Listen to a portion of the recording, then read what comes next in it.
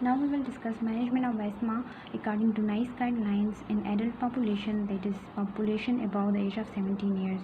So first of all, we start with SABA, which is given on as needed basis, but if there is poor control of symptoms with SABA, then we move on to the next step.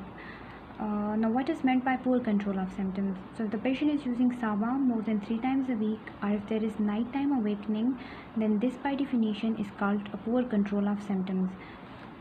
Then we move on to the next step and we add a low dose inhaled corticosteroid.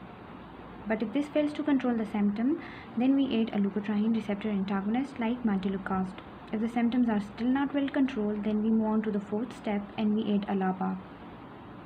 Now regarding leukotriene receptor antagonist, if the introduction of LTRA in step 3 resulted in somewhat improvement of symptoms, then we will continue using them.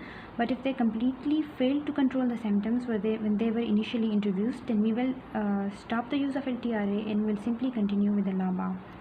Now if the symptoms are still not controlled, then we move on to the next step.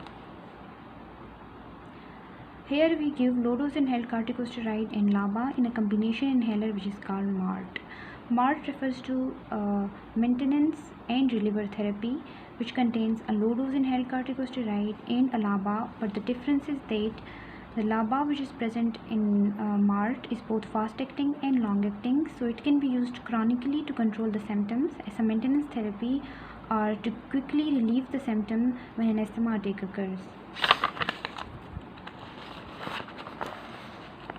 If the symptoms are still not controlled, then we will increase the dose of inhaled corticosteroid in MART to a moderate dose.